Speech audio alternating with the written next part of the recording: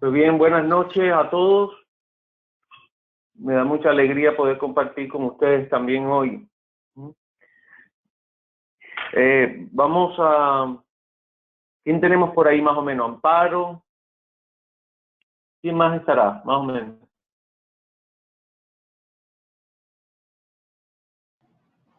Tenemos a Amparo, a Angélica, a Martina y a Junia. Ok. Muy bien. Vamos a seguir un poquito comentando acerca de la Eucaristía, porque es algo muy importante, ya que las denominaciones cristianas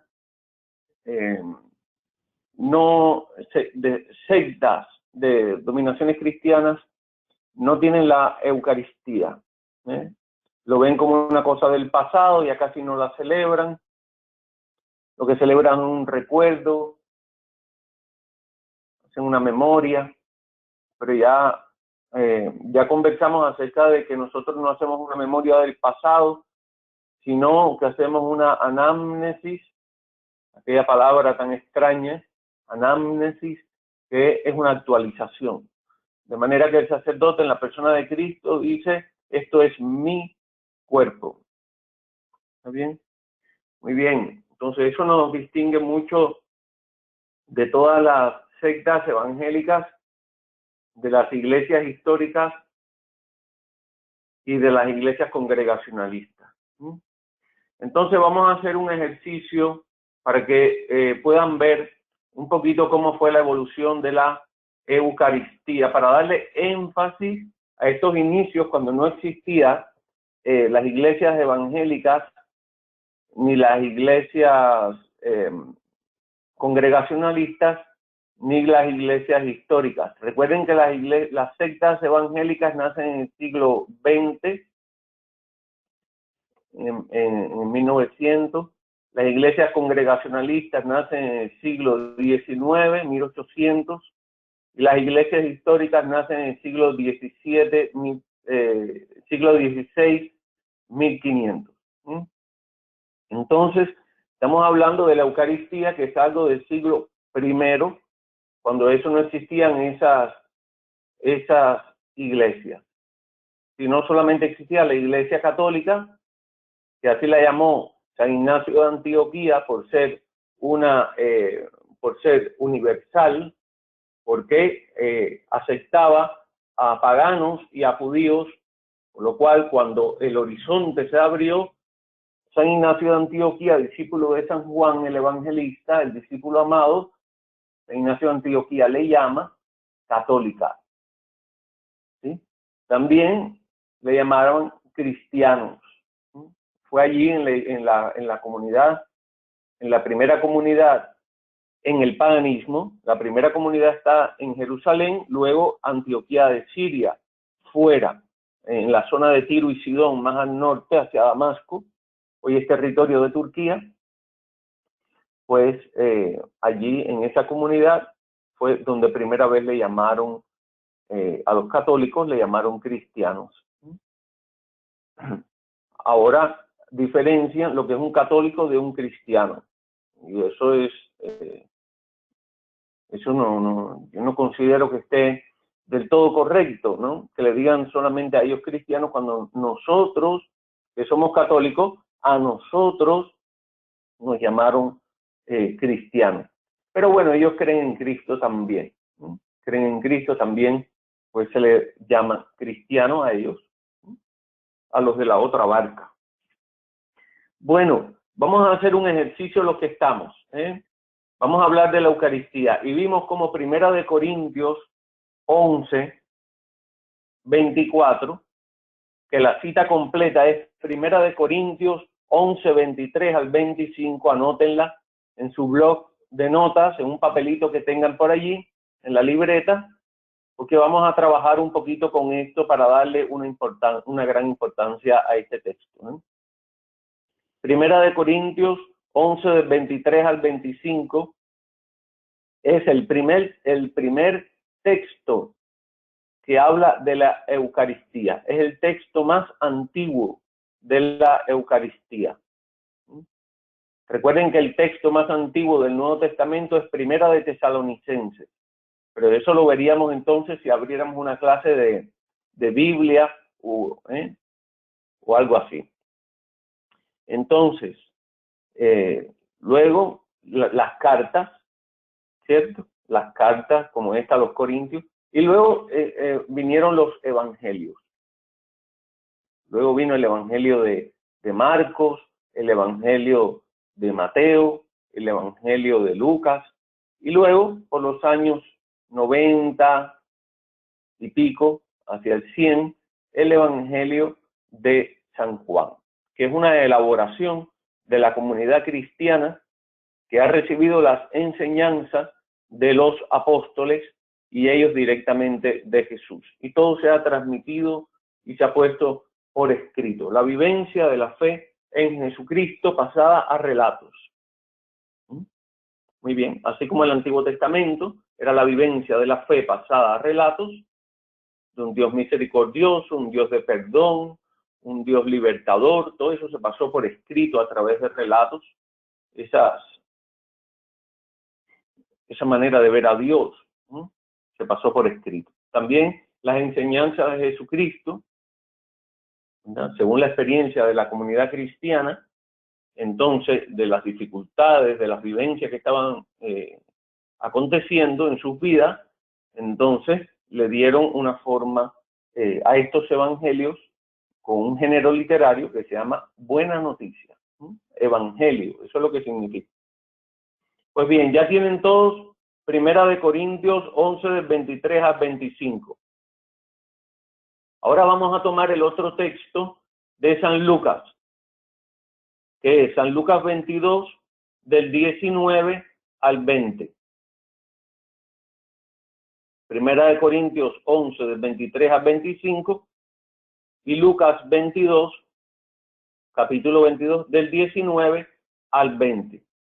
Es muy importante que estos dos relatos van en paralelo porque Lucas era discípulo, era la segunda generación de cristianos, era discípulo de San Pablo. Y Lucas ha hecho un evangelio que es muy grande, que abarca los hechos de los apóstoles, que después se separó. Pusieron los evangelios hasta la ascensión de Jesús, el evangelio de Lucas, y a partir de la ascensión de Jesús se considera los hechos de los apóstoles, pero era un solo evangelio. Después se separa hasta la ascensión y después de la ascensión.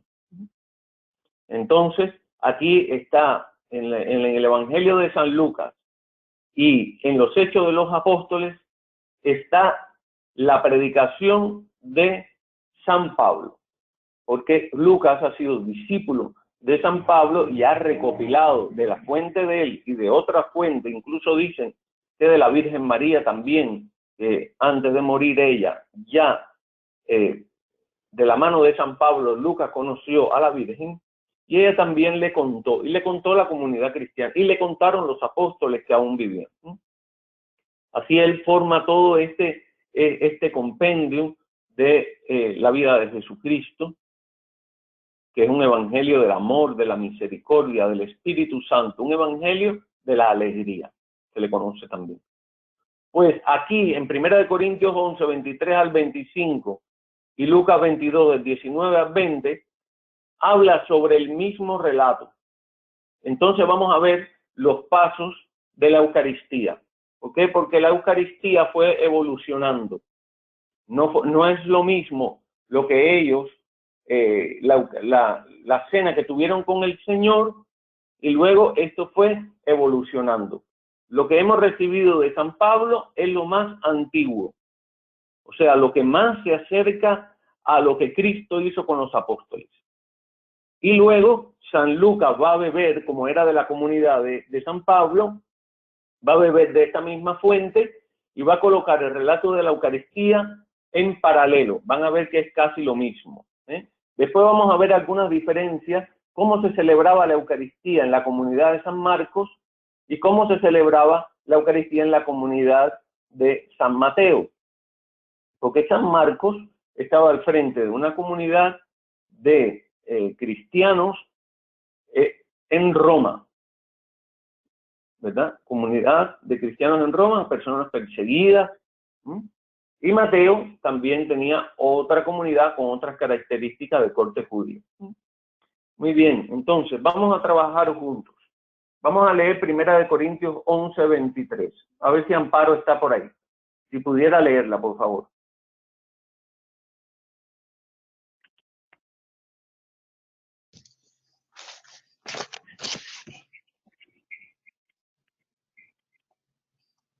No sé si ella tiene su Biblia con ella, pero si quiere yo puedo leerla. Ok. 1 Corintios 11, del 23 al 25. Al 25. Vamos a ver en este relato cómo se van dando los acontecimientos y vamos a tratar de escribirlos. Vamos a hacer un trabajo, a ver si puede salir esto. A ver. Porque yo recibí del Señor lo que les transmití, que el Señor Jesús, la noche en que era entregado, tomó pan, dando gracias, lo partió y dijo: este es mi cuerpo que se entrega por ustedes. Hagan esto en memoria mía. Asimismo tomó el cáliz después de cenar, diciendo: esta copa es la nueva alianza en mi sangre. Cuantas veces la beban, háganlo en memoria mía. Palabra de Dios. Te alabamos, Señor. Entonces, fíjense aquí, yo fui tomando nota, así como mismo ustedes, ¿sí? No tengo nada prehecho. Estoy haciendo el mismo paso de ustedes para que todo salga tal cual. Dice Pablo, según la experiencia de él, de la misa en su comunidad, había pasado ya un buen tiempo, ¿verdad? Un buen tiempo. Habían pasado unos 40 años. En el año 50 se escribe el Evangelio de San Marcos, que sería el primer evangelio. 50. Esta carta a los Corintios estaría más o menos escribiéndose sobre los años 40 y pico. Cristo había muerto en el año 33 aproximadamente. Entonces, lo más cercano a lo que Jesús hizo y que los discípulos fueron haciendo seguidamente es esto. Y lo primero es tomó pan. Lo segundo fue dio gracias. Lo tercero fue que partió el pan. Lo cuarto fue lo que él dijo, ¿no? Lo que él dijo: tomen esto, hagan esto en memoria a mí. Lo quinto fue, después de cenar, o sea, se acabó la cena, después de cenar, toma el cáliz y dijo, toman esto que está en la sangre de la alianza nueva, etc. Entonces hay 5 pasos. Toma pan, dio gracias, lo parte y dice. Y el quinto paso es, después de cenar, toma el cáliz. Ahora vamos a ver esto en San Lucas. Esto es San Pablo, a los Corintios. Ahora vamos a ver el Evangelio según San Lucas. A ver si está Angélica. ¿Angélica está por ahí?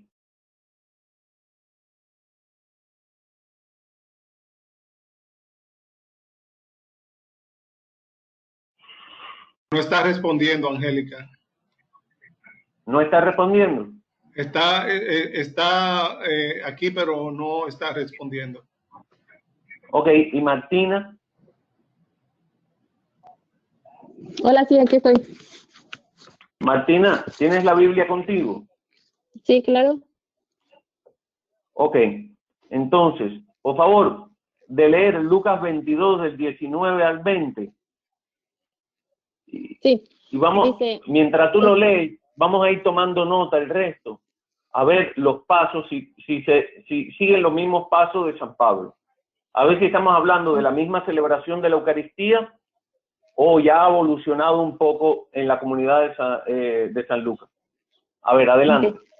Dice Lucas 22 del 19. Después tomó pan y dando gracias, lo partió y se los dio, diciendo, esto es mi cuerpo, que es entregado para ustedes. Hagan esto en memoria mía.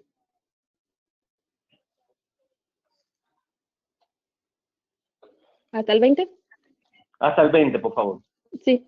Hizo lo mismo con la copa después de cenar, diciendo, esta copa es la alianza nueva, se llena con mi sangre, que es derramada por ustedes.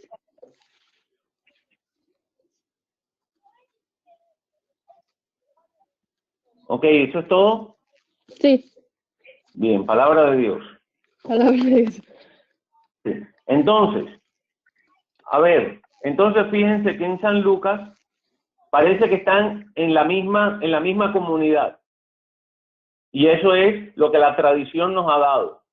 Porque dice San Lucas que él lo tomó, primero, segundo, dio gracias, tercero, lo partió, y después tomó el cáliz después de cenar. ¿Es cierto? Sí, Entonces, si eso es cierto, significa que la tradición que nos han transmitido es correcta, de que Lucas era discípulo de Pablo y que pertenecían a la comunidad de Antioquía de Siria. Esa comunidad pertenecía también San Juan el Evangelista. Esa comunidad, el primer obispo fue San Pedro. Se llama la comunidad de Antioquía de Siria. Y esa comunidad existe hasta el día de hoy. Tiene su párroco, igual que las parroquias de ustedes. ¿Está bien? Esa comunidad existe hasta el día de hoy allá en Antioquía de Siria, en Turquía. Muy bien, ahora vamos a trabajar, vamos a ver la comunidad de Marcos, que es una comunidad perseguida de Roma, personas que, de una comunidad de Roma, compuesta por judíos y paganos, ¿sí? Ahora, déjame ver quién más está por ahí. Junia, ¿está por ahí? Sí, profesor. Saludos. Igual usted. Vamos a ver si en la comunidad de San Marcos, que no era la Antioquía de Siria, tienen otra tradición que ha llegado hasta esos días. Esta es posterior, ya estamos hablando aquí sobre los años 50. Ya no son los años 40 y pico, ahora son los años 50. Vamos a ver cuánto ha evolucionado en 10 años la Eucaristía en esta otra parte del mundo. Ajá. A ver. Es Marcos, dígame por favor. Porque... Marcos 14. Sí. Marcos 14, del 22 al 25. Marcos 14, del 22 al 25. Sí. Ok. Los demás vamos a ir escribiendo como puedan el orden. A ver, dígame. Durante la cena, Jesús tomó pan, pronunció la bendición, lo Ve partió. despacito. Ve despacito. Durante la cena. Durante la cena, Jesús tomó pan, pronunció la bendición, lo partió, lo dio a sus discípulos y dijo, tomen, esto es mi cuerpo. Tomó luego un cáliz, pronunció la acción de gracias, lo dio a sus discípulos y bebieron todos de él. Y él les dijo, esta es mi sangre, la sangre de la alianza derramada por todos. Les aseguro que ya no beberé más del fruto de la vid hasta el día aquel en que beba un vino nuevo en el reino de Dios. Palabra de Dios. Te alabamos, Señor. Entonces, aquí en San Marcos dice, o sea, en San Pablo y en San Lucas dice, tomó pan, dio gracias, partió y dijo. Después de cenar, tomó el cáliz. ¿Por qué? Porque la Eucaristía estaba en un contexto de una cena, la cena pascual. Entonces era la cena y dice que tomó el pan y luego de cenar toma el cáliz. Eso en la comunidad de Antioquía de Siria. Ahora vamos a ver en la comunidad de San Marcos. Dice, durante la cena, o sea, están cenando, que se llama el ágape, durante la cena, tomó pan. O sea, están cenando comúnmente, te lo puedes imaginar, viendo esa imagen que tienen delante, de Jesús en la última cena. Dice, durante la cena, toma un pan, pronuncia la bendición, lo parte y lo da. Y dice, tomen esto que esto es mi cuerpo. Bueno, eso es lo que siempre dice. ¿Está bien? Eso se mantiene siempre inmovible. Ahora dice, tomó el cáliz. Fíjense, dice, tomó el cáliz, hizo la acción de gracias, lo dio y bebieron. Y dijo, fíjense que en la comunidad de San Lucas y San Pablo, de Antioquía de Siria, él toma el cáliz después de comer la cena. Después de cenar, es que toma el cáliz. Y en la comunidad de San Marcos, es dentro de la cena, él toma el pan y toma el cáliz. Dentro de la cena. Ahí pueden ver una evolución en la liturgia, en la forma de la Eucaristía. Ahora vamos a ver qué diferencia hay entre la comunidad de San Pablo y San Lucas, que es la misma comunidad, con la comunidad de Marcos, y ahora vamos a ver qué diferencia hay con la de Mateo. Mateo 26, del 26 al 29. A ver, ¿quién pudiera leer? A ver, diácono, si quiere usted puede leer. De acuerdo. Entonces, Mateo 26, 26, del 26 al 29. del 26 al 29. Mientras estaban comiendo, tomó Jesús pan y lo bendijo. Lo partió. Un momentico. Mientras estaban comiendo. ¿Qué pasó? Tomó Jesús pan y lo bendijo. Ok. Lo partió y dándoselo a sus discípulos dijo, tomen, coman, este es mi cuerpo. Tomó luego una copa y dadas las gracias, se la dio diciendo, beban de ella todos, porque esta es la sangre de la alianza que es derramada por muchos para el perdón de los pecados.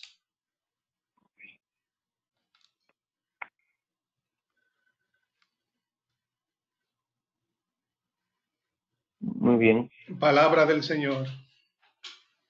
Gloria a ti, Señor Jesús. Muy bien, parece que en la comunidad de San Mateo se parece bastante a la comunidad de San Marcos, que toman el pan, lo bendicen, lo parten y dicen las palabras de consagración, y toma la copa y da gracias y dice la palabra de consagración, y todo eso dentro, dicen, mientras estaban comiendo. Parece que había evolucionado hacia esa manera. Después va a haber En los padres de la iglesia vamos a tener a San Justino, que también tiene otro relato de la Eucaristía. Y luego van a ver cómo en nuestro tiempo la misa se celebraba en latín, se celebraba todo de frente al retablo, y ahora se celebra así, de esa manera, y también se celebra de frente al pueblo con el altar en el frente, ¿eh? Y entonces la misa ha ido evolucionando. Pero, ¿a qué todo esto? Y es que la Eucaristía es algo muy católico, muy católico. Así como el tener al Papa, que es identidad católica, que no lo tienen otras religiones ni otras denominaciones cristianas, es puramente católico tener a un Papa, ¿eh? De la misma manera la Eucaristía nos es dado como propio y como regalo por parte de nuestro Señor Jesucristo. Así los sacramentos, que también los vimos. Y también hablamos, ahí lo tengo escrito para ustedes también, que ya lo había comentado en otro momento, es acerca de la presencia real. Aquí está donde dice transubstanciación, real más no física, ¿verdad? Sigue siendo pan y vino, no, la materia sigue siendo la misma, y lo que cambia es la sustancia, lo que lo hace ser la sustancia. Por eso es que es transubstanciación, es un cambio de sustancia en la comunión, en la forma de pan y en el vino. Sigue siendo vino, sigue siendo pan, pero para la fe es el cuerpo y la sangre de nuestro Señor Jesucristo. Son unas cosas que nos identifican mucho. Ok, la manera de hablar de estos relatos, el contar estos relatos, es también apologética. Es una apología de nuestra fe, la misma que hizo San Justino, que hablando al emperador acerca del cristianismo, le cuenta el relato de lo que nosotros vivimos en la última cena. Así, de tal manera que nosotros hablamos con nuestros hermanos de otras denominaciones cristianas acerca de la Eucaristía. No solo tienes fundamento bíblico, sino que puedes contarle qué es lo que nosotros hacemos en la Eucaristía y cómo esto se fundamenta en los relatos bíblicos de principio del cristianismo. Vamos a pasar a otro. Vamos a ver que la cortina no quiere moverse. A ver, ahí va, mira la cortina que veis. Una de las preguntas que se hacen las personas, y que es un debate muy fuerte con los testigos de Jehová, y los mormones, y es si Jesús es Dios. Ya lo habíamos visto a principio del cristianismo, y cómo San Juan había puesto en el Evangelio de Juan, capítulo 1, verso 1, había defendido una herejía que decía que Jesucristo no era Dios. Y en Juan 1:1 lo demuestra. Dice, en el principio existía la palabra, y la palabra estaba con Dios, y la palabra era Dios. Por lo cual la misma Sagrada Escritura nos habla y nos revela la respuesta a esta pregunta, si Jesús es Dios. Ahora, ¿cómo los evangelistas van a defender la fe? ¿Cómo los evangelistas van a defender, y nosotros vamos a defender esta pregunta? Y Marcos 2:7 responde a esta pregunta. ¿Quién puede perdonar pecados sino Dios? ¿Quién puede perdonar pecados sino Dios? A ver, aquí dice, ¿quién?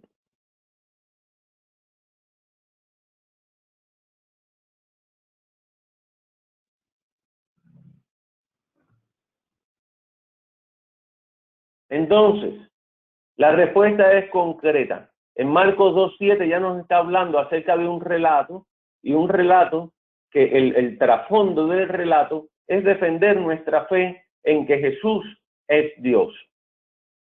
A Jesús se le acusa de perdonar los pecados. Y le dice, ¿quién puede perdonar pecados sino Dios? Por lo cual, cuando el evangelista San Marcos escribe esto, lo que está afirmando es que si Jesús puede perdonar pecados, es Dios. Una manera para decir de que Jesús es Dios es poniendo a Jesús en el relato, perdonando pecados, porque solo Dios puede perdonar pecados, por lo cual Jesús es Dios. Detrás de este relato está la defensa de la fe, de nuestra fe, que profesa que Jesús es Dios. Otra escena, otro relato que defiende nuestra fe ante aquellos que dicen que Jesús no es Dios, desde aquellos tiempos, en Juan 18, 4 al 5. No solo San Marcos hace apologética de nuestra fe, afirmando que Jesús es Dios a través de este relato y diciendo lo que está ahí, sino que el mismo San Juan, el discípulo amado, va a escribir también en Juan 18, 4 a 5, va a escribir en un relato una verdad de fe. Una verdad de fe. Dice, Jesús está, ahí está la foto, de cuando llegan a donde está Jesús en el huerto de Getsemaní, y que Judas lo traiciona, lleva allí a la policía del templo, a los sumos sacerdotes, y llegan allí. La pregunta es de Jesús, ¿a quién buscan? Le contestaron, a Jesús el Nazareno. A Jesús el Nazareno. Díceles, o sea, dice Jesús, yo soy. ¿A qué les recuerda esto? ¿Está Amparo por ahí? Amparo.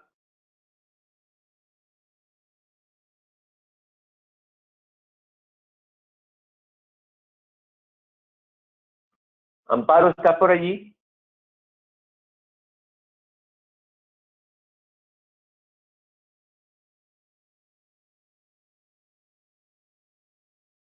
Digo, están conectados, ¿cierto? Sí, está conectada. Perfecto. Perfecto. Entonces seguimos. Entonces, ¿a quién busca? Le contestaron, a Jesús el Nazareno. Dícele, yo soy. Cuando tú escuchas esta palabra, yo soy, ¿verdad? Nosotros que tenemos herencia judía, cuando dices yo soy, ¿a qué te viene a la mente? Cuando dice yo soy, ¿no te recuerda aquel momento en que Moisés está en el monte frente a la zarza y Moisés le pregunta, y cuando me digan quién me manda, ¿qué les digo? Y el Señor le habla desde la zarza, le dice, tienes que decirle, yo soy es quien me envía, yo soy, ese es el nombre de Dios. Por lo cual, cuando Jesús pregunta ¿a quién buscan? Ellos dicen a Jesús el Nazareno. Entonces le dice, yo soy. Fíjense que no les dice soy yo. Es muy distinto decir soy yo, sino que él le dice el nombre de Dios. Yo soy. Y esta palabra que está ahí, yo soy, que es el verbo ser y estar en inglés, ser y estar, en inglés se ve perfecto. En español estar es una cosa y ser es otra. En inglés es estar y ser es lo mismo. Yo soy y estoy. O sea, no hay manera de que Dios sea y no esté en tu vida. Dios siempre está en tu vida. Por lo cual, cuando el evangelista San Juan pone en boca de Jesús el yo soy, está diciendo que Él es Dios. Él es Dios. Más allá del relato histórico, es una verdad de fe profesada en este relato. Más allá del dato histórico, del relato histórico. Por lo cual, esto es una apología, es una apologética acerca de nuestra fe católica que afirma que Jesús es Dios. Entonces, otro relato en San Juan, y hay muchos más, pero no tenía mucho espacio, entonces, concretos. Juan 14:9, para defender esta verdad de fe y responder a esta pregunta que se hacen las personas, es Juan 14:9 responde a esta pregunta. Quien me ve a mí, ve al Padre, le dice. Quien me ve a mí, ve al Padre. Es el mismo Dios, en tres personas, Padre, Hijo y Espíritu Santo. Quien me ve a mí, ve al Padre. Fíjense que Jesucristo no dice, yo soy el Padre. Jesucristo no dice, yo soy el Padre. Dice, quien me ve a mí, ve al Padre. Luego va a decir, porque el Padre y yo somos uno. Uno solo. Porque somos monoteístas. No existe otro Dios. Entonces, si somos monoteístas y existe un solo Dios, entonces Padre, Hijo y Espíritu Santo es un solo Dios. No son tres dioses. Por lo cual, en el Evangelio de San Marcos hay una defensa de la fe. En San Juan también lo hay. Y en los otros evangelistas.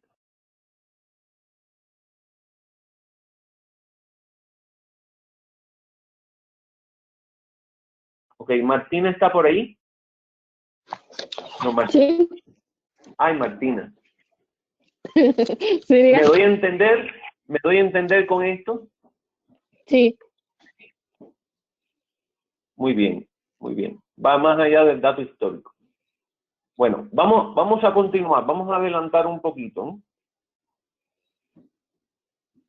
Un tema de los que hablé al principio era si somos católicos o cristianos. Ahora ha salido de moda el llamar, porque eso es una cosa nueva, antes no era así, unos años atrás nunca se había dicho eso, de llamar a nosotros, llamarnos católicos y llamar cristianos a los evangélicos, a nuestros hermanos de las sectas evangélicas cristianas. Ahora se le llama a ellos cristianos y a nosotros pues nos llamamos católicos, pero cuando dicen cristianos jamás piensan en un católico, piensan en un evangélico. Entonces esto es de mucho cuidado, hay que tener mucho cuidado con esto, ¿no? Por lo cual vamos a ir a la Sagrada Escritura, para ver qué dice la Sagrada Escritura sobre este tema. Entonces vamos a ir a Hechos 11:26. Hechos de los Apóstoles 11:26.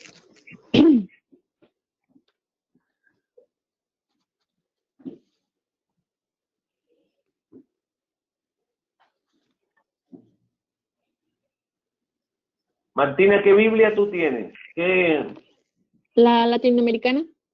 La latinoamericana. A ver, lee Hechos 11:26, por favor, a ver si Sí. se acopla bien con este que yo puse aquí. Dice, y apenas lo encontró, lo llevó a Antioquía. En esta iglesia trabajaron juntos durante un año entero, instruyendo a muchísima gente, y fue a Antioquía donde los discípulos por primera vez recibieron el nombre de cristianos. Perfecto. Palabra de Dios. Palabra de Dios. Entonces ahí están los hechos de los apóstoles, contados por el mismísimo Lucas. No existían las sectas evangélicas, no existían las iglesias congregacionalistas, metodistas, bautistas y adventistas, no existían las iglesias históricas de los presbiterianos, los episcopales, los luteranos, no existían. Entonces, ¿a quién llaman cristianos? Dice la palabra de Dios en Hechos 8:26, fue en Antioquía de Siria, que es la comunidad de Lucas, de Pablo, de Bernabé, de San Ignacio de Antioquía, En Antioquía fue donde primera vez los discípulos recibieron el nombre de cristianos. Lo dice la palabra de Dios, no es un invento nuestro. Por lo cual, el título de cristiano nos vendría a nosotros perfectamente, porque fue dado a nosotros, los católicos. Pero bueno, hay que enseñar a las personas cuando dicen católico, cristiano. No, yo soy cristiano. Dicen, no, cristiano de los otros. Entonces le sacamos este texto, Hechos 11:26. Y está bien que se les llame cristiano a ellos, porque creen en Cristo. Pero ese título fue dado a los católicos, ¿sí? También el otro dato que también les di, católico, que significa universal, fue nombrado por primera vez por San Ignacio de Antioquía, discípulo de San Juan el Apóstol. Ese que tienen ahí es San Ignacio de Antioquía, que murió bajo las garras y los dientes de los leones en el circo romano. Ahí están, en el circo romano. Muy bien, vamos a continuar.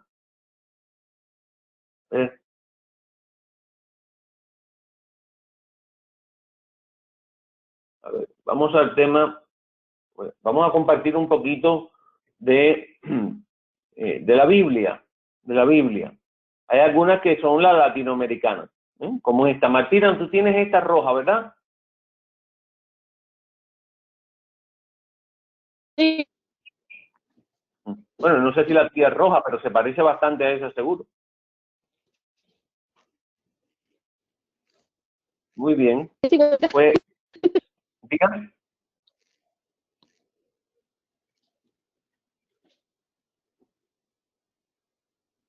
Pues bien, hay algunas Biblias que nosotros hemos visto, ¿verdad? Esta Biblia latinoamericana, que es muy buena, tiene un lenguaje para latino, un lenguaje muy asequible a nosotros, ¿verdad? Y es una Biblia muy común que conocemos muy bien. Hay otra Biblia que se llama la Biblia de Jerusalén. La Biblia de Jerusalén, que es una Biblia de estudio muy buena también, que tiene los paralelos.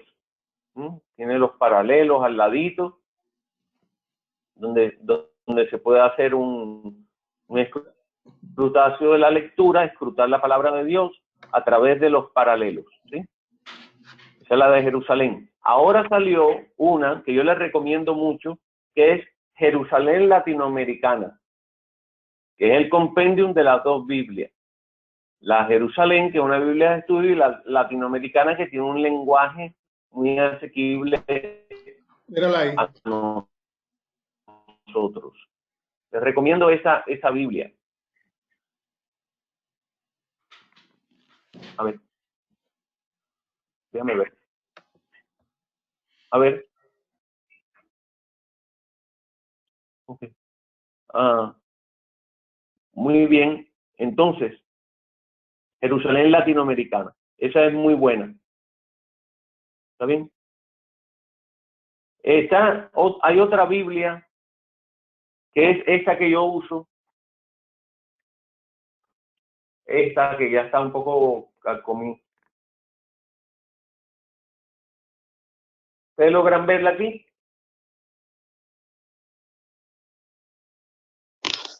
Sí, se ve. Sí. Dice la Biblia de nuestro pueblo, de Luis Alonso Chequel. Yeah.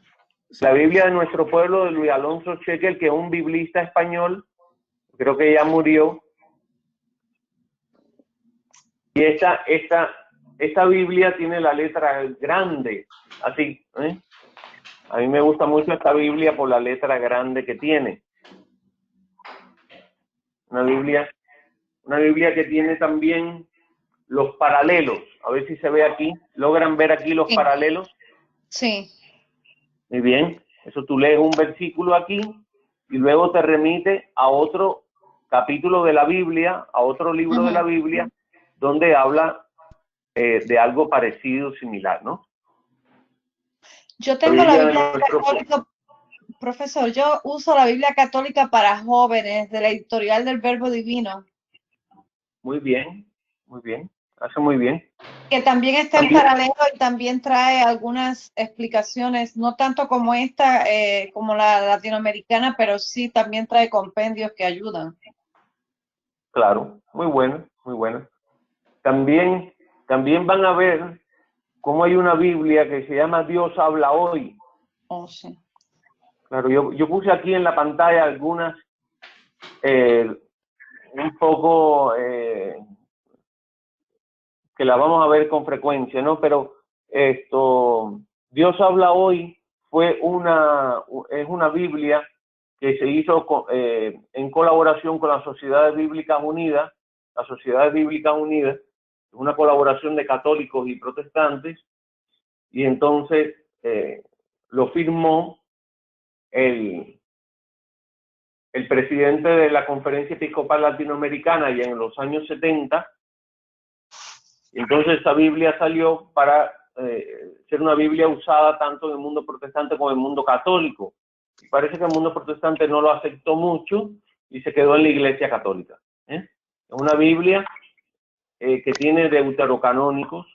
Dios habla hoy, fíjense que en la Biblia Dios habla hoy, aparece Dios habla hoy con deuterocanónicos, o sea, hace la señalización, que son los 7 libros de la Biblia del Antiguo Testamento, que fueron escritos en griego y que fueron sacados del canon del Antiguo Testamento, y que Lutero también sacó de su Biblia, que fue traducida al alemán, lo sacó.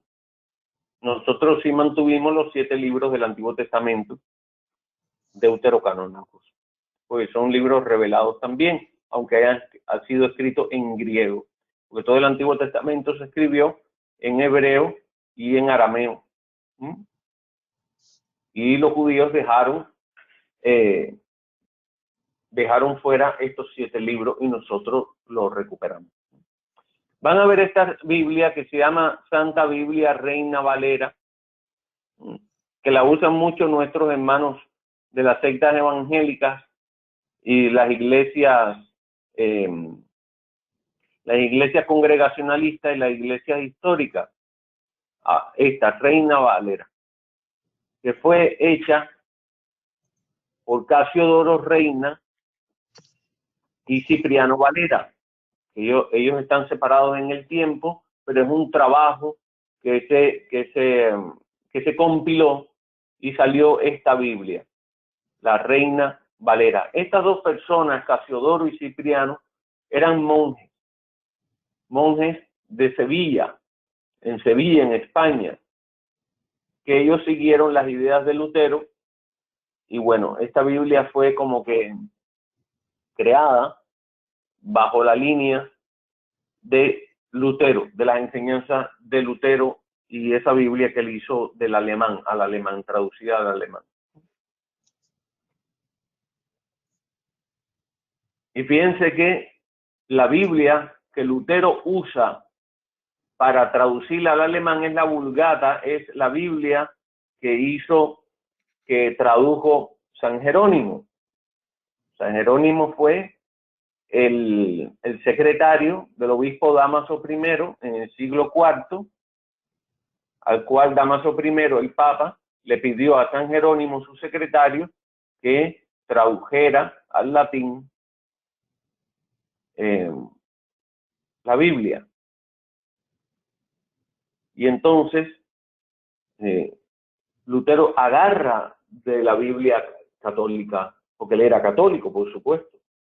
Y Casiodoro y Cipriano también eran católicos. Por eso yo, cuando veo a los hermanos evangélicos de otras denominaciones cristianas con la Reina Valera, yo les digo, ¿ustedes saben quién hizo esa Biblia?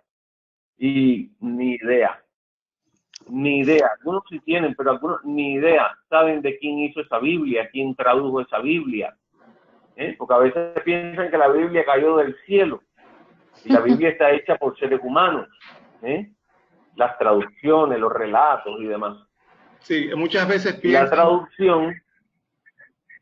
Sí, algunos piensan que era una reina apellido Valera. Sí, ciertamente. Entonces, pues Casiodoro y Cipriano, que eran católicos. Está Dios habla hoy, ahí les pongo un texto, la Biblia latinoamericana, la Biblia de Jerusalén, Jerusalén latinoamericana. Ahora salió una latinoamericana bilingüe, no sé si ya la tienen. ¿La tienen por allá? Es igual que esta, pero bilingüe. No, no la he visto, profe. Ok, chequeen en la biblioteca virtuales o las bibliotecas reales católicas para que puedan comprar esa bilingüe para los niños. Pues los niños nuestros son bilingües. Yo sí se la compré a mi niño de regalo de primera comunión. Perfecto, son Biblias bilingües, ¿eh? El texto viene el texto por aquí, el otro texto por acá, son Biblias bilingües, son muy buenas, ¿sí? ¿Qué más? Y está la Biblia de nuestro pueblo, del Luis Alonso Shekel, que ya se las enseñé, que la tengo aquí sobre la mesa. Luego está esta otra Biblia que está aquí, que es la traducción del Nuevo Mundo de las Santas Escrituras, que es la Biblia de los Testigos de Jehová, que tiene algunos cambios en las palabras, en los conceptos. Por ejemplo, en Juan 1:1, cuando dice, en el principio existía la palabra y la palabra estaba en Dios, y la palabra, dice la Biblia del Nuevo Mundo, la traducción del Nuevo Mundo, dice, y la palabra era un Dios. Ese un se lo añaden ellos en esta Biblia. Porque el original en griego y en latín no dice un, sino es Dios. ¿Está bien? Pero además la Biblia de los Testigos de Jehová no tiene en el Nuevo Testamento. Sí, es una Biblia completa. Es una Biblia completa. Pero es una Biblia completa. Ellos creen en Jesucristo. Si tú les preguntas, ellos dicen que son cristianos, cosa que no es real, porque el cristiano cree que Jesucristo es Dios. Pero ellos no seguían por las enseñanzas de la iglesia, ni seguían por las enseñanzas del Papa, de la Iglesia Católica, pero ellos sí leen el Nuevo Testamento, ¿sí? Ahora, Pero ellos lo que no Biblia, reconocen que Jesucristo es Dios. Oye, pero su Biblia no está compuesta solo de 27 libros. Ellos tienen afuera los deuterocanónicos, que son los 7 del Antiguo Testamento. Yeah. Está bien, pero ellos tienen los evangelios también y todo. Está bien. Entonces, esta Biblia es lo más actual que tenemos hasta ahora. Esta, la amarilla, la Biblia Didaché. Didaché, dicen otros. La Biblia Didaché, que es una Biblia que ha sacado la Conferencia Episcopal, que tiene insertados el catecismo de la Iglesia Católica. Esta Biblia es sumamente importante para los catequistas y es sumamente importante para cada uno de nosotros. Dios permita que podamos tener esta Biblia, porque esta Biblia es bastante grande, pesa, tiene las letras grandes, muy buenas, parece un leccionario de la comunidad en la misa, tiene las letras grandes, tiene comentarios a pie de página y tiene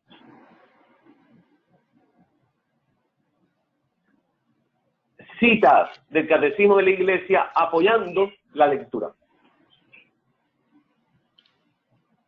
Profesor. Sí. Sí. Tenemos 3 de esas Biblias que vamos a dar como premio a las personas que asistan a todas las clases de esta sesión. Fantástico. Así que para que se animen, y los que la van a escuchar mañana, pues que se animen a verlas todas para que puedan calificar para ganarse una de estas Biblias. Muy bien, fantástico, porque es una riqueza inmensa tener esa Biblia, porque va apoyando con el catecismo de la Iglesia Católica. ¿Ok? Vamos a continuar un poquitico.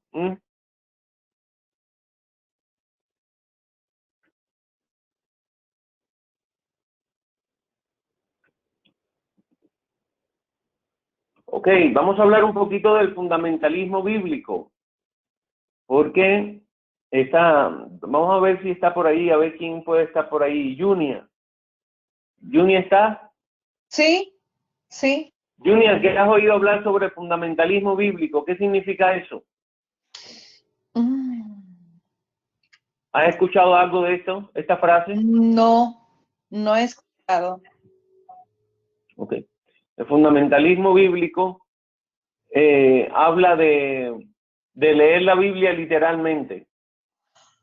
Oh, entonces esto es más o menos en lo que se basan los testigos de Jehová, que ellos como que recitan la Biblia y dicen que por eso nosotros no conocemos y no sabemos de la Biblia, porque ellos recitan todo, algo así. Exactamente, lo que pasa es que ellos leen textualmente, seguían textualmente por lo que dice la Sagrada Escritura. La Sagrada Escritura viene después de la vivencia. O sea que detrás del relato, o sea, ellos tienen una vivencia, por ejemplo, de que Dios en el Antiguo Testamento, en Babilonia, recuerda que allí fue donde se escribió el Génesis, 5 siglos antes de Cristo. Y ellos tienen una experiencia de Dios que han vivido durante toda su historia de salvación, de que Dios es compasivo y misericordioso. Ahora, ¿cómo poner esto por escrito? Cuando en la cultura del hebreo, del israelita, ellos lo que hacen son relatos, ellos no hablan como nosotros. Nosotros podemos decir, Dios es misericordioso, Dios es bondadoso y perdona nuestras faltas. Y punto, y ya, y terminamos de hablar. Ah, no, ellos hacen un relato para que tú saques tus propias conclusiones. Entonces, por ejemplo, ¿tú tienes la Biblia contigo? Sí. Busca el capítulo de Génesis. Génesis, capítulo 3.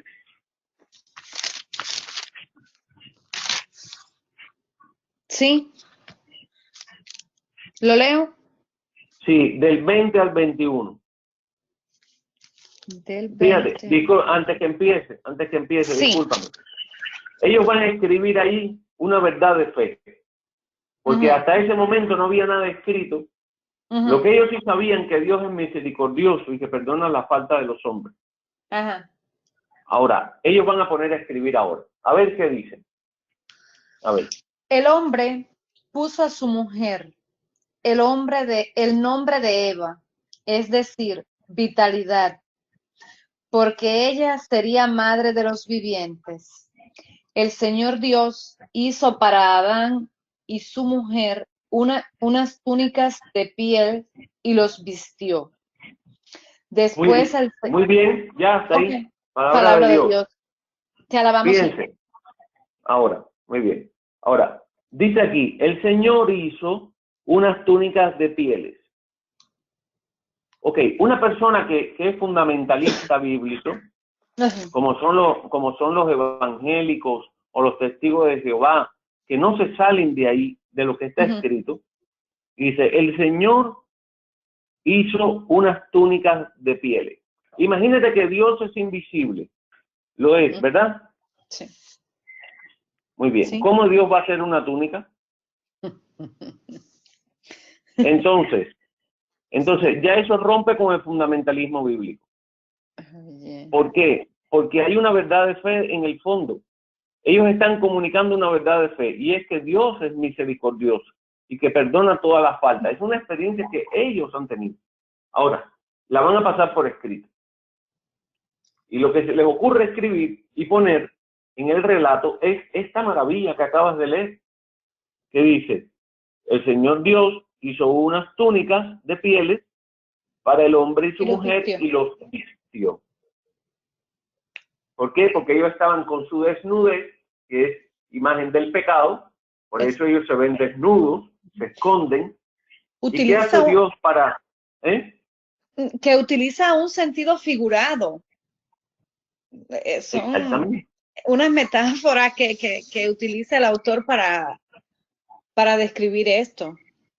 Exactamente, una imagen literaria hermosísima de Dios, dice en otros lugares, bordando, en otros textos dice tejiendo, ¿verdad?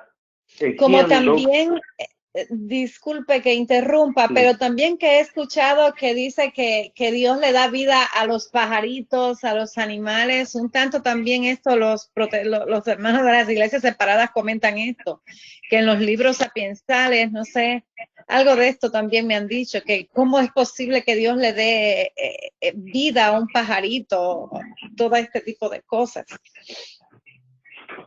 Sí, ciertamente Dios ha creado todo, ¿no? Pero lo que estamos hablando es, por ejemplo, este caso. O el caso que les puse anteriormente de Jesús, que había que defender de que Jesucristo era Dios, porque habían personas que decían que él no era Dios, que era un hombre común, y entonces los apóstoles escriben un relato donde, sobre todo el evangelista San Juan, donde el mismo Jesús dice, yo soy. Esto más allá del hecho concreto en realidad que pasó, supera el hecho concreto, supera la historia real, y es la afirmación de que él es Dios. Por lo cual, nosotros no podemos, tenemos que ver detrás del texto tenemos que ver qué fue lo que el autor nos quiso comunicar. Entonces debemos entender la Biblia textualmente como nos dice el relato. No. Por ejemplo, te voy a poner otro ejemplo, y a todos ustedes, te voy a poner el ejemplo. San Lucas les estaba hablando a una comunidad que estaba en el paganismo, la comunidad de Antioquía de Siria. Y está la comunidad de Mateo, que es una comunidad judía en Jerusalén. Ahora, Lucas le habla a unas personas que no tienen una tradición judía. Y Mateo le habla a una comunidad que sí tiene tradición judía. En Mateo 5 y en Lucas 3 se habla de en Mateo 5 se habla de las bienaventuranzas, ¿no? Y dice, Jesús subió al monte y dijo, felices los pobres, bienaventurados los pobres, ¿sí? Subió al monte.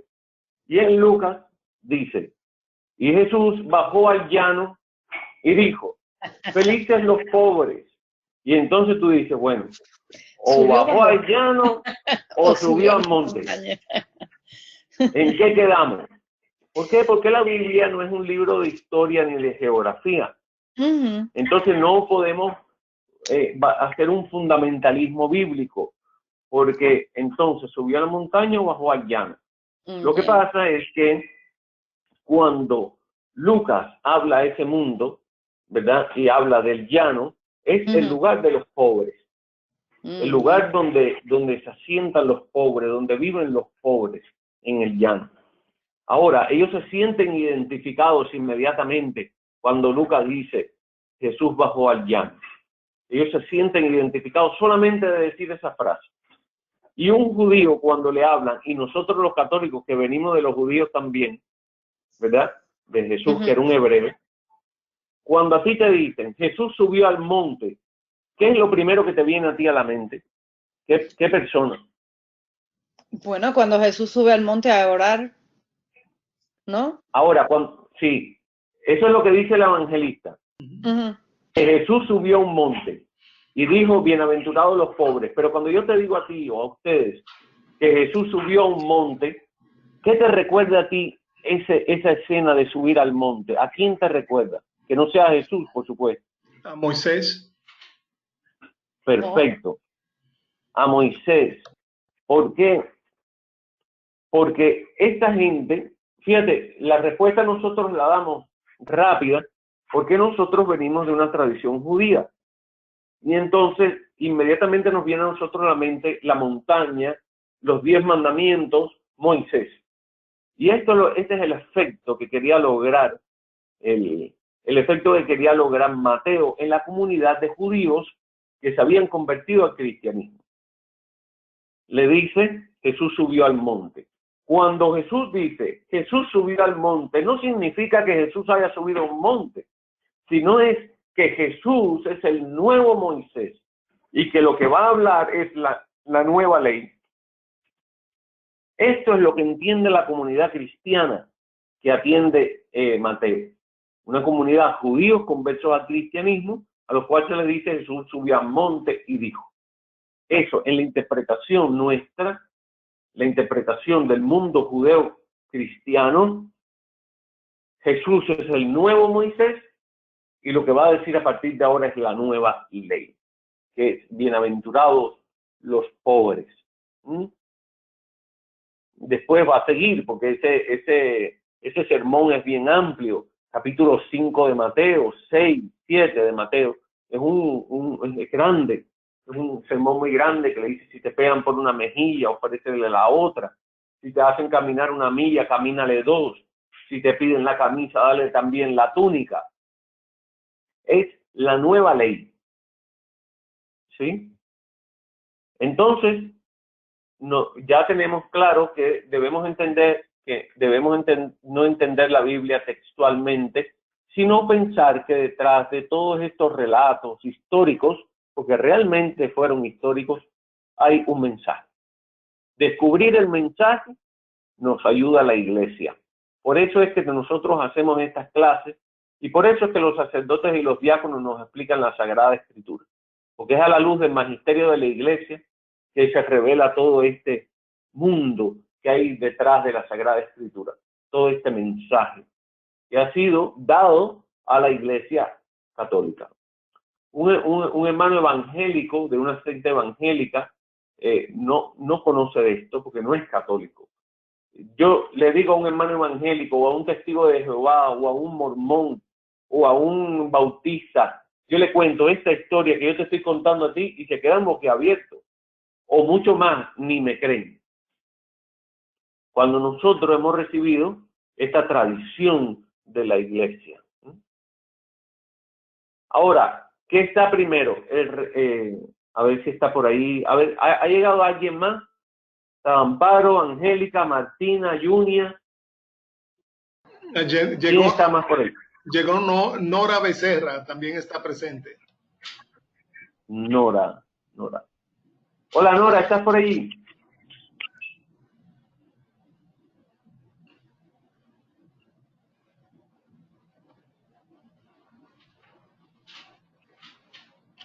No sé si nos está oyendo, pero la veo aquí. Ok. Bueno, continúo entonces. Entonces, ¿qué está primero? ¿El relato o la vivencia? Esto es fundamental para no ser fundamentalistas. La vivencia. Primero está la vivencia. Una verdad de fe, una experiencia con Dios, una vivencia y luego ponerla en el relato. Ahora, no podemos negar la tradición de la iglesia, porque hasta Lutero son 15 siglos. No es un día, no es un mes, son 15 siglos de historia. Que los hermanos evangélicos, los testigos de Jehová, o los mormones, o las iglesias congregacionalistas, bautistas, adventistas, adventistas del séptimo día, metodistas, no pueden deshacerse de eso, porque ahí está la riqueza. Ahí está la riqueza, está lo que hemos recibido de Cristo, lo que hemos recibido de los apóstoles, lo que hemos recibido de los sucesores de los apóstoles, y así, ¿verdad? En la tradición de la iglesia. Entonces no podemos negar toda la tradición de la iglesia. Es muy bonito estar en la iglesia católica porque tenemos esta realidad, tenemos al Papa, como pueden ver en la foto, tenemos a la Virgen María, que es una riqueza inmensa para nosotros también, y tenemos a Jesús en la Eucaristía. Por eso está ese señor allí fotografiando, claro, debería estar rezando, pero no me di cuenta que lo que estaba era fotografiando el sagrario. Pero bueno, en la época de la tecnología puede ser cualquier cosa, ¿no? Entonces, pues aquí está ese señor frente al sagrario. Y Jesús mirándolo. Y es muy maravilloso esto. Porque a veces nosotros vamos al Santísimo y decimos, no voy a ir allí porque el Señor está solo. No, el Señor no está solo, el que está solo eres tú. ¿Sí? Está solo porque Jesús está rodeado con su madre, los apóstoles, los ángeles, ¿verdad? El Padre, el Espíritu Santo, está delante de ti. Y no es que nosotros vayamos allí al Santísimo para verlo a Él, sino que vamos a estar delante de Él para que Él nos mire. Porque nosotros siempre tenemos la perspectiva en las exposiciones del Santísimo, cuando vamos al sagrario, de nosotros viéndolo a Él, pero piensa por un momento de que Él es quien te está mirando a ti. Allí arrodillado, pensando, llorando, orando, preguntándote, pidiéndole, dándole gracias, distraído, cualquier cosa, pero el Señor nos mira y nos mira con amor. Entonces es una tradición muy bonita que tenemos. Yo recuerdo una historia, quiero hacerles una historia, de un grupo indígena aquí en los Estados Unidos, por allá por Texas, que habían sido evangelizados por católicos, por frailes franciscanos. Y aquellos franciscanos luego se fueron. Y aquellos indígenas originarios de aquí de Estados Unidos habían recibido la fe en Jesucristo. Pero al irse los franciscanos, ellos se mantuvieron en una fe muy natural, ¿no? Pero al cabo del tiempo llegaron unos evangelizadores, muchísimos años después. Llegaron unos evangelizadores allí, a aquella aldea, y ellos se acercaron allí. Y venían con la cruz, que es un distintivo nuestro, la cruz con Cristo, ya lo hablamos al principio de las clases. Y aquellos evangelizadores llevaban la cruz y le mostraban la cruz. Y ellos tenían también colgados sobre sí unas cruces de madera. Y entonces vieron que eran la misma cruz. Y los indígenas levantaron también sus cruces. Entonces aquellos misioneros se dieron cuenta de que aquellos indígenas nativos americanos habían sido evangelizados, pero no estaba claro si habían sido evangelizados o es que se habían comido a los evangelizadores y se habían quedado con las cruces. Entonces había que tener mucha cautela. Y cuando se acercaron a ellos, le preguntaron de alguna manera, no sé, la historia a fondo, de alguna manera, de qué tipo de religión tenían, por qué las cruces. Y ellos le expresaron, me imagino que después que hayan conocido la lengua, quién sabe si ya la conocían, le expresaron que ellos no saben si son católicos o no. Que lo que ellos creen que Dios está en una cajita y que tiene madre. Fíjense cuánta belleza ser católico, cuánta belleza ser católico. Los indígenas le dijeron a los evangelizadores la raíz, la médula, el soporte de la Iglesia Católica. Dice, Dios está en una cajita, que es el sagrario, y tiene madre, que es la Virgen María. Ser católico es una bendición. Debemos agradecerle a Dios infinitamente el habernos llamado a su iglesia. Que es sacramento de salvación, dice Vaticano II. Vamos a ver un poquito más. No sé qué tiempo tenemos, diácono. ¿Tenemos un poquito más? Sí, empezamos unos minutos tarde, así que tenemos 15 minutos. Ok, muy bien. Vamos a ver cuánto queda de esto. Este es el final. Nosotros el Viernes Santo oramos por diferentes intenciones. Tenemos una oración de los fieles, una plegaria, una oración de los fieles que es bastante extensa. Y en esa oración se pide por todos, se pide por los creyentes en Dios, se pide por los creyentes en Jesucristo, se pide por los judíos, se pide por los catecúmenos, se pide por todo.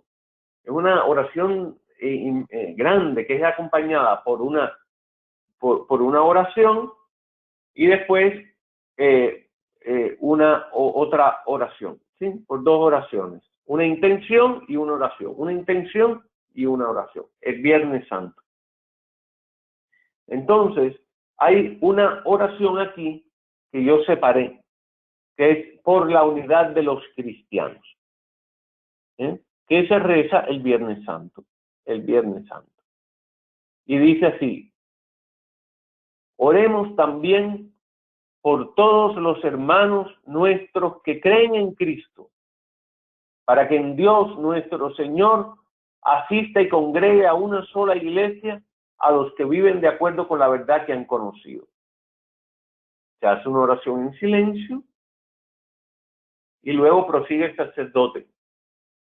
Dios Todopoderoso y Eterno, que vas reuniendo a tus hijos dispersos y velas por la unidad ya lograda, mira con amor a toda la grey que sigue a Cristo, para que la integridad de la fe y el vínculo de la caridad congregue en una sola iglesia a los que consagró un solo bautismo. Por Jesucristo nuestro Señor. Amén.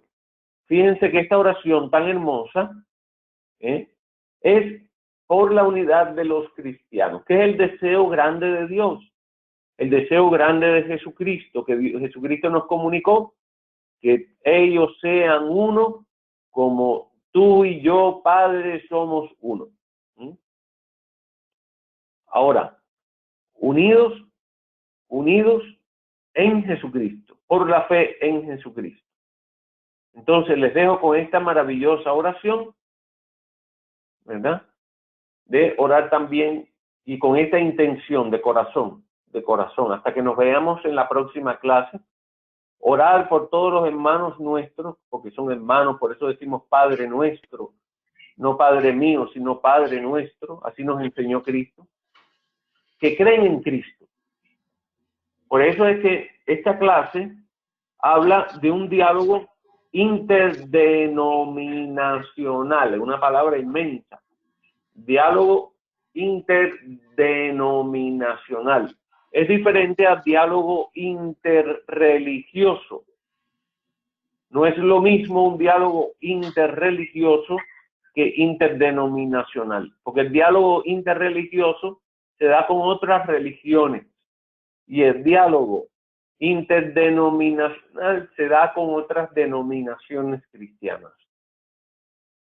El diálogo interreligioso se da con los musulmanes, con los budistas, con los judíos, o sea, otras religiones. Ahora, el diálogo interdenominacional se da con personas que ya creen en Jesucristo, que son cristianos como nosotros, y que nos une la fe en nuestro Señor Jesucristo. Y muchos de estos hermanos son tridentinos, creen en la Santísima, trinitarios, porque creen en la Santísima Trinidad, así como nosotros. No así los testigos de Jehová, no así los mormones, que no son trinitarios. Nosotros sí, las iglesias históricas, las iglesias congregacionalistas, las sectas evangélicas, cristianas, todos creen en la Santísima Trinidad, y creen que Jesucristo es Dios. No así los mormones, no así los testigos de Jehová. Por lo cual, hay una intención de parte de Dios, de parte de Jesucristo, comunicada en Jesús, de que seamos uno y que nos amemos los unos a los otros. Con esto, pues le pongo fin a esta clase, ¿verdad? Con esta intención, y les voy a enviar luego con el diácono, les voy a enviar un escrito del Vaticano II acerca del diálogo interdenominacional para que se lo estudien y luego en la próxima clase nosotros podamos conversar acerca de eso. Pero en esa clase ya van a conversar ustedes también, a ver, para que leyendo ese artículo de Vaticano II, me dejen saber qué les pareció. Lo leen y lo comentamos aquí y me dicen qué les pareció, qué les llamó la atención. Pueden subrayarlo cuando lo impriman, pueden subrayarlo y demás, y me dicen que les gustó. Y así podemos hablar un poco de qué la Iglesia nos enseña acerca del diálogo interdenominacional. Y con esto me despido de ustedes, les doy gracias por estar aquí en esta clase, que es una bendición de Dios para todos. Bueno, muchísimas gracias, profesor. De nuevo, feliz cumpleaños. Gracias. La próxima semana reanudamos el jueves 21. Es cuando tenemos la próxima clase. Volvemos al horario regular. Así que muchísimas gracias. Y bueno, la bendición final. Que el Señor esté en el nombre del Padre, del Hijo, del Espíritu Santo. Amén. Amén. El Señor esté con ustedes. Y con tu Y con tu espíritu. espíritu. Que la bendición de Dios Padre Todopoderoso descienda sobre ustedes y permanezca con ustedes para siempre. Padre, Hijo y Espíritu Santo. Amén. Pueden ir en... Amén, amén. Ahorita vamos a leer la historia de la clase, María. Perdón, Martina, que no te oímos.